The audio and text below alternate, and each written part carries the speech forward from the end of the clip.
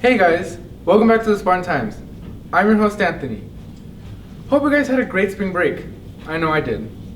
Over the break I got a chance to see a few softball games, which brings us to our first story. Here's Jasmine with the latest softball news. Spartan! Rise! Spartan! Rise! Oh!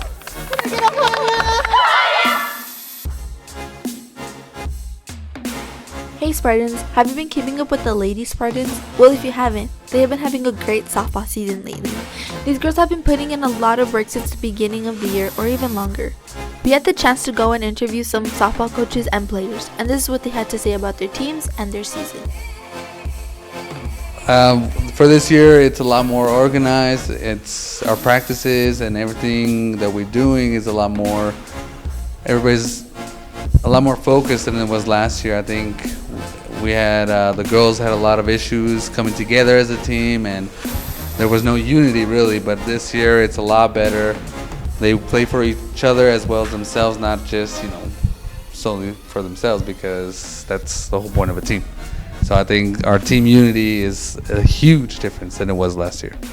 So it makes my job easier as a JV coach.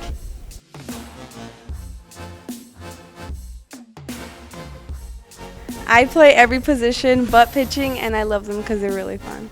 I play third base, and I love my position.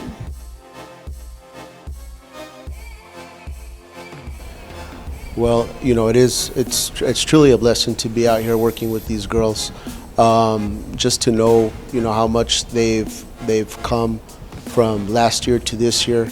There's been enormous gains in the way they play, their attitude, their character, and little by little it's showing on the field. Well, Spartans, with softball season coming to an end, the girls would like to thank you guys for coming out and supporting them this season, each and every step of the way.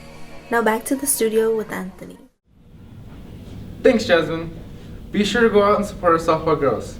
Speaking of competition, our theater kids recently participated in a one-act competition. Here's Kalina with the overview of how it went. The Spartan Thespian Society has been working extremely hard this year. After the brilliant performance of I Never Saw Another Butterfly, the cast and crew took a quick break before starting auditions for the UIL one-act competition. UIL one-act is a play that is performed in 40 minutes or less for an intense competition against other schools in the district. 1 second over, and you are disqualified. 20 actors and tech are allowed to be on the team with 4 alternates. Only 15 actors may perform, and 5 tech is the max. You have 7 minutes to place your set and 7 more to strike it down. The play directors, Mr. Boswell and Ms. Sanchez, chose this year's UIL one act, The Fifth Son by Nicholas A. Petrica. But I wanted something a little more challenging, something that my cast needed. So I figured something challenging like The Fifth Son would be what I want and what we need in this company. In Mayan and Aztec beliefs, there are 5 sons of the cosmos. 4 of them represent agriculture, rain, life, and death. The 5th is the destiny of a human long ago chosen to save his people. Oscar Romero is the Archbishop of San Salvador in 1980 during the country's civil war against an oppressive military government. The Archbishop has the spirits of the ancient guardians to guide him to save the people. Ms. Sanchez was recently added to the Pebble Hills faculty as a second theater director, her specialty being in tech theater, including costuming. My inspiration basically came from the 4 Mayan gods that appear in the play. We have the god of corn, the god of death, the god of life, and the god of rain. Doing my research and finding these little statues, the same similar shapes come up all the time, and as well as the colors. So I kind of used that in my inspiration for their costume and their headdress. For instance, as well as with the god of death of Pooch, I kind of went off the symbolism of the owl being a symbol of death. Last year, Pebble Hills was in the 5A category competing with Bowie, Burgess, Bel Air, Chapin, and so on. Now Pebble Hills is counted as a full 6A high school competing with Coronado, Americas, El Dorado, Eastwood, etc. Well, I didn't feel as scared as last time because I feel in 6A, the bigger schools, there wasn't that many we had to compete against, because I feel in the smaller schools there was like Burgess and all the really, really good schools. So I think when we got to compete with the bigger schools, we didn't have that much of to worry about.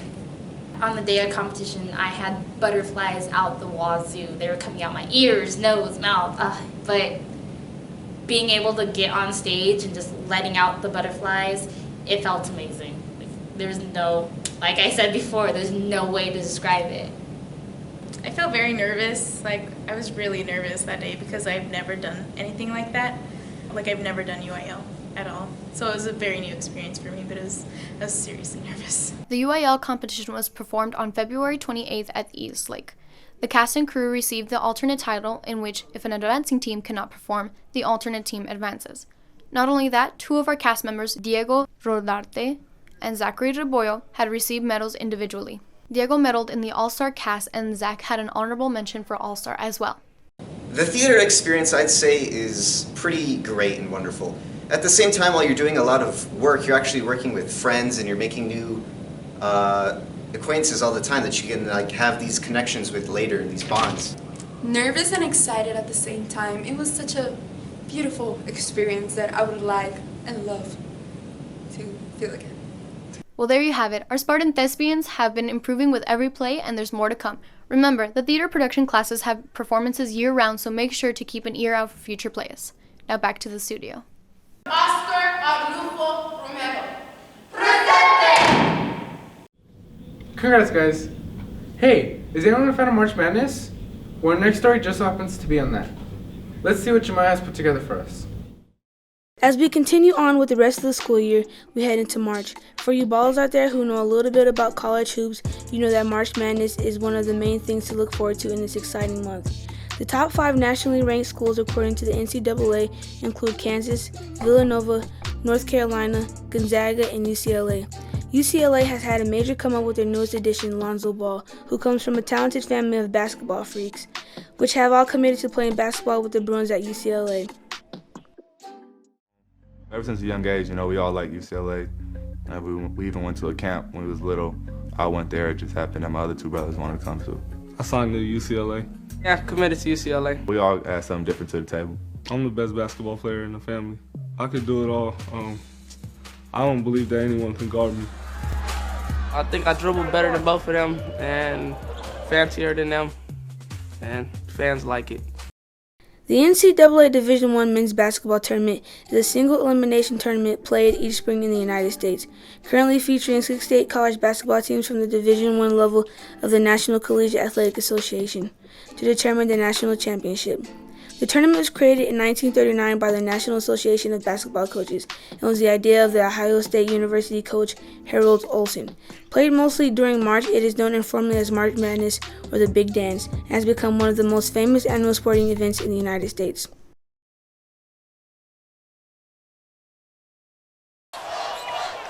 Gonzaga, people are talking about that 1 seed. Another turnover. They got 6, and it's already gone high. And Jordan Bell caught it and rammed it home.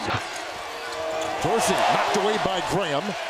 And then Pritchard gets it back with a great spin move and a feed to Bell, who drops the anvil. Let's see the Monk to tie it. Oh, an impossible shot with 5. Looks up, driving in. May for the win. North Carolina with 0.3 seconds to go.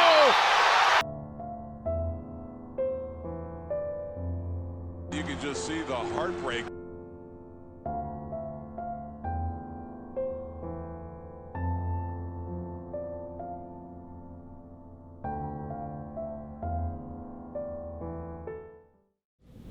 Speaking of basketball, we have a quick recap of how our guys did this season. Here's Cheryl with this season's highlights.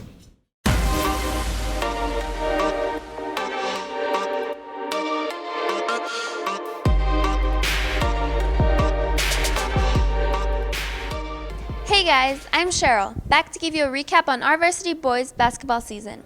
I helped film the games, so it gives me a chance to get a whole lot of insight on how our boys do. They did outstanding. They made it to playoffs in their first year's varsity. But enough of me bragging about them. Let's go ask head coach Escobar and team captain Willie Avalos what they think. We like what we accomplished. We feel we could have done more. We finished 17-14, 7-7 in our district, a very competitive district. We made the playoffs, which was one of our goals. Overall this season, I think we did pretty good. We did have some wins and we had some losses, but we can't really say anything bad about the season because we're still young. And since we're still young and still making it to playoffs, I think that's a major accomplishment. The team did indeed make it to the playoffs, making Spartan history. I traveled with them to Denver City, where they played the Rebels from Amarillo, Texas. Unfortunately, we didn't win, but our boys played their heart out. They were up the entire game, and unfortunately, within a few possessions during the fourth quarter, the Rebels took home the trophy. Our boys are returning next year better and stronger than ever. We would have liked to have been a higher seed, which would have made for not necessarily an easier game, but a more favorable seed. We would have been maybe a 3 playing a 2 or a 2 playing a 3 seed from District 2.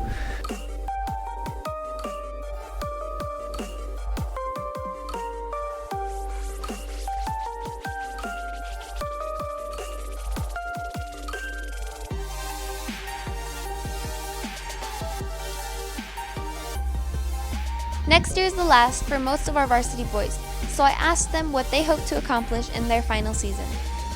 Play hard, hopefully bring a trophy back home. Like Coach always says, get there next year, but advance.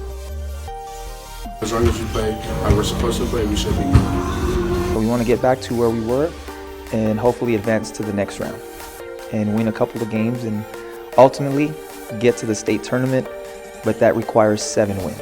So 1 game at a time, but we definitely want to return and advance past that first round. You're confident? Yes. You believe in yourself? Yes. Are you gonna shoot good? Yes, we're I gonna believe win. in you. We're gonna win. Thank you. Good. Keep this attitude for next year, Spartans. We are anxiously waiting to see you out on the court once again.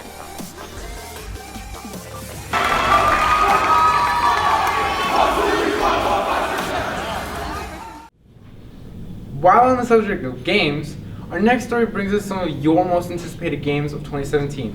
Let's see what Chloe found out. Chloe here to give you this year's most anticipated video games of 2017. Starting top 5 countdown. Taking 5th place is Sea of Thieves. While there isn't any specific plot, this epic multiplayer adventure game is an immersive shared world. Crew up with friends and set sail for epic adventures, available for Xbox One and Windows 10. We're sailing! Dude, which island are you going to? Which island? The farthest one in the distance. Taking 4th place is South Park, The Fractured But Whole. In this sequel, immediately after the Stick of Truth, Cartman and his friends ditch their fantasy attire for superhero outfits. Similar to its predecessor, you play as the new kid, and must work together with the Coon, Eric Cartman's superhero alter ego, to infiltrate the enemy stronghold and end their imaginary plans for a multi-million-dollar superhero franchise. Available on PlayStation 4, Xbox One, and Microsoft Windows. Man, we don't even have one movie yet! We'll make way more money on our franchise! Go ahead, I bet you don't even get halfway through phase 1 on your franchise, DC Comics!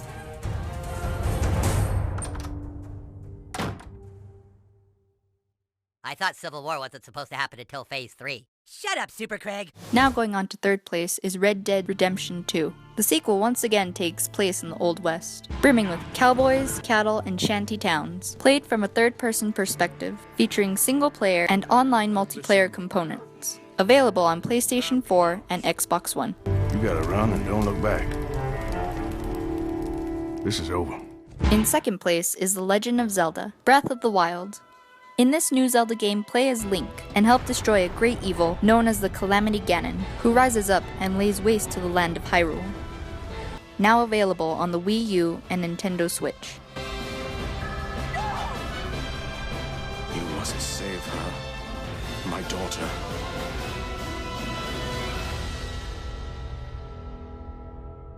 Finally, taking 1st place is Star Wars Battlefront 2. Although there hasn't been any trailer footage of the game itself, it's clear that people just can't wait for the release of the sequel video game. That's all the time we have for now, but be sure to check out these video games and try them out yourselves. Thanks for watching. Back to you guys in the studio.